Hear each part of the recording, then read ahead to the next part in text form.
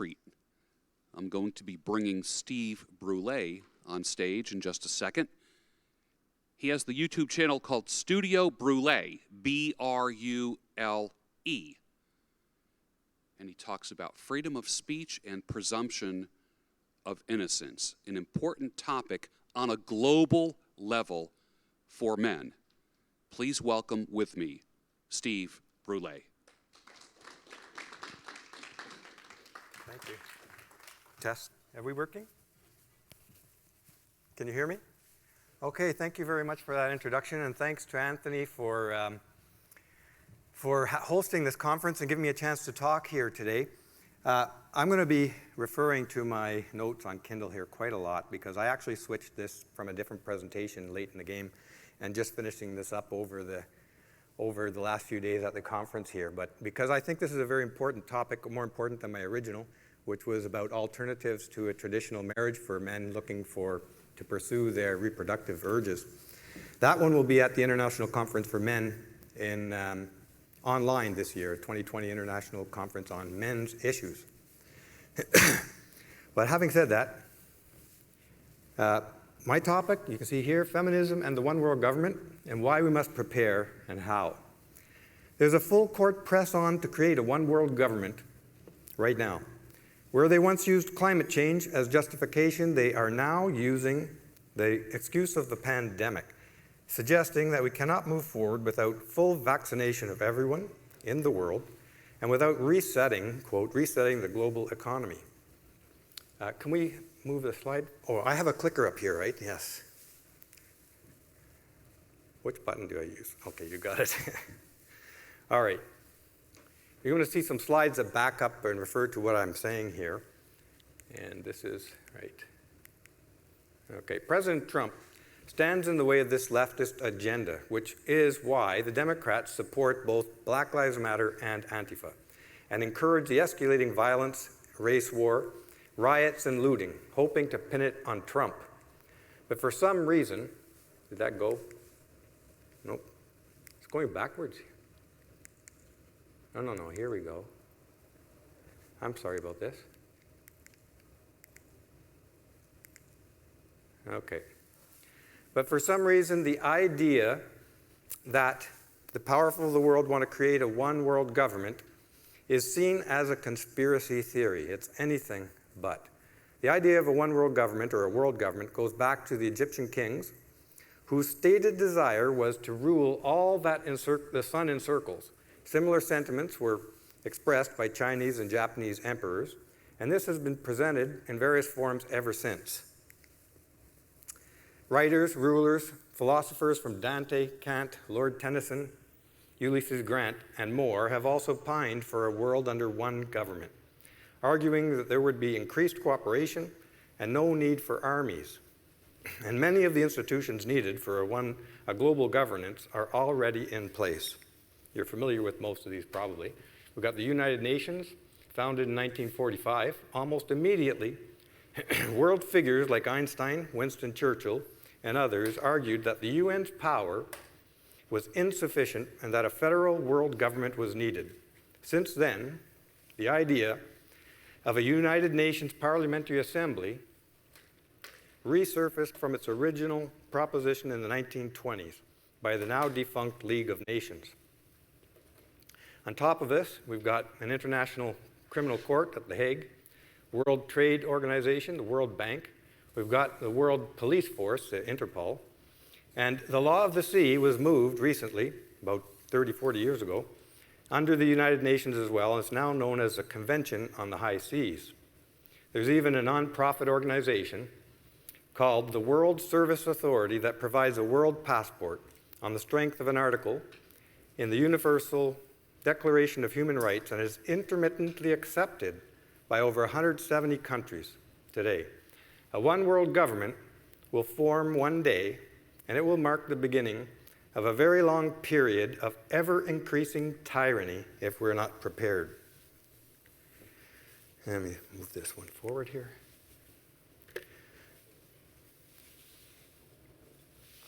That a one-world government will grow increasingly corrupt over time is guaranteed. All powerful organizations grow corrupt. Those with no opponents grow so faster and worse. The one thing that keeps wayward governments of the world somewhat in check today is international pressure through trade sanctions and the threat of war from the other nations of the world. There will be none of that under a one world government, which will have control of the global military/police force and the global economy through the monetary system. Today, political prisoners are held in Russia, China, North Korea, Cuba, and more, despite international scrutiny and pressure, which is why most nations of the world offer refugee programs. Under our present system, political dissidents whose lives are at risk for nothing more than their ideas can seek asylum in a friendly country, and approximately 40,000 people seek asylum in the US alone every year, and there's a lot more in all the other countries as well. The acceptance rate for seeking asylum is 40 to 55%. That is a lot of people who are deemed to be fleeing for their lives due to nothing more than their ideas. Where would they go under a one world government? They will have nowhere to go. There will be no more political dissidents, not because the world is safe from corrupt governments, but because the entire world would be one enormous corrupt government with no place to escape. It's apocalyptic, but I feel strongly about this. We need to prepare for that now as governments unite under one power structure with global reach. So must men unite in order to have the strength to resist the urge of those governments to grab crushing levels of power. The human rights of men have been under attack globally for many decades. Under the guise of equality, feminists have been systematically dehumanizing white men, which was their original sworn enemy, since the formal launch of the feminist movement at the Seneca Falls Convention of 1848. And I suggest you watch this video if you're interested in how the feminist movement formed and the birth of feminism for more details on Studio Brule.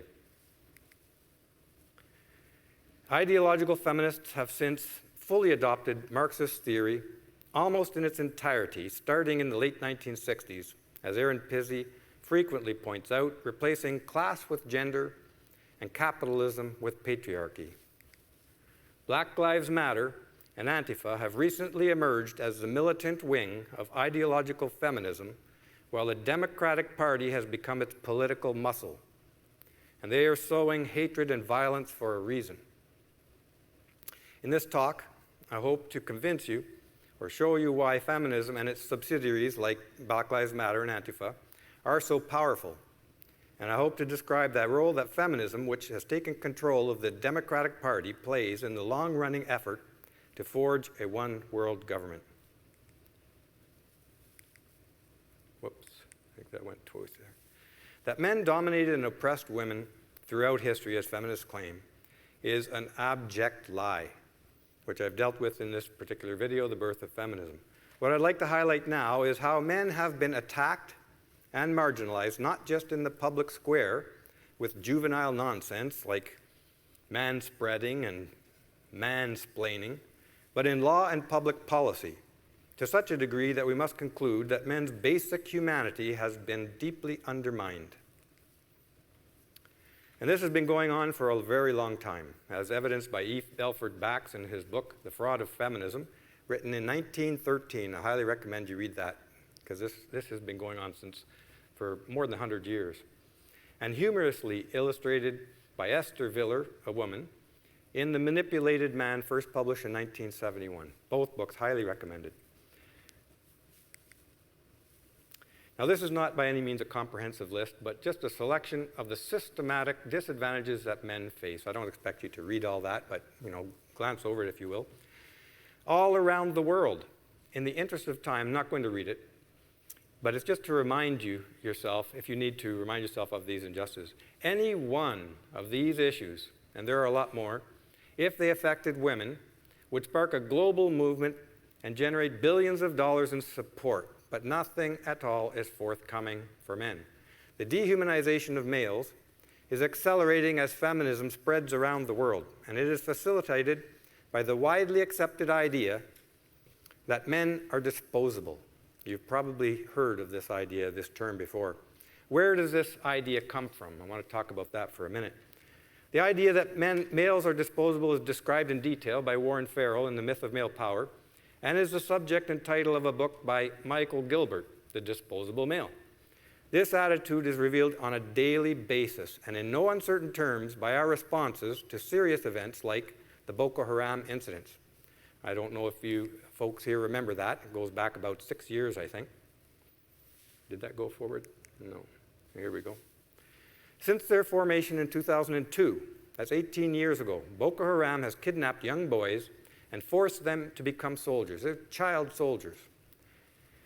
And has slaughtered men and boys by the thousands, often burning them alive. And yet there was no broad public outcry until 276 girls were not burned alive, but merely kidnapped in 2014. Now, obviously, that's a bad thing as well. But burning people alive, why is there such silence on that? For so many years, 12 years of it.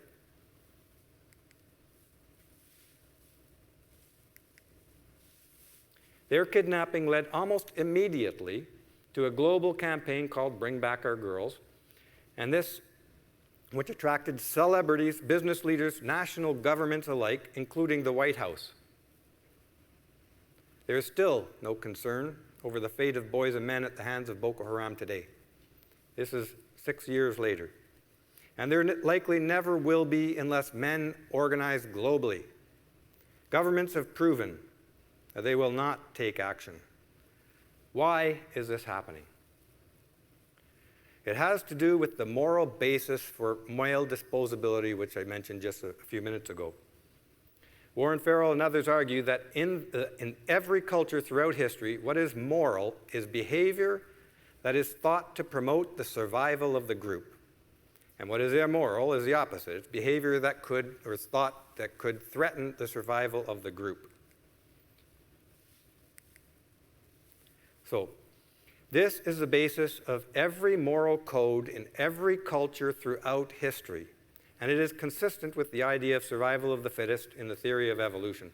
Groups that survive enforce behaviors that benefit the group and prohibit behaviors that place the group at risk. In early history, the survival of humanity depended upon males being put in harm's way for the sake of the group. That's why males are considered disposable to this day. Males in all cultures were taught or forced to do this, and they still do. If there was an early civilization that didn't, well, it's not here for that very reason. The males could not or would not defend it. This naturally led to the realization coded in almost every culture that for the sake of the survival of the group, the males must be disposable. Now, control of a territory, and therefore its resources, is also a necessity for all living things. It is not optional. Wolves do it, monkeys do it, and as Jordan Peterson points out, even lobsters do it. It has been the reason for countless wars and rivers of blood, because death awaits those who lack resources. The history of humanity is a story of men forced into competing for territory and resources and building and protecting the societies that they created. This necessity compelled men to build this world almost entirely unassisted by women, whose main responsibilities necessarily lay in the domestic sphere throughout most of human history. Even today, it is men who invent, build, protect, and maintain virtually everything despite the near infinite and aggressive attempts to encourage and support those women who do want to contribute. There are women who want to contribute. But it's men that are building everything. To females, the human male is the resource. They compete for men in the way that men compete for resources. This is why women were not as loyal to their country and land as are men. First of all, women did not risk their lives acquiring, building, and protecting the country that provided them with absolutely everything they needed. So they were not as psychologically invested in it.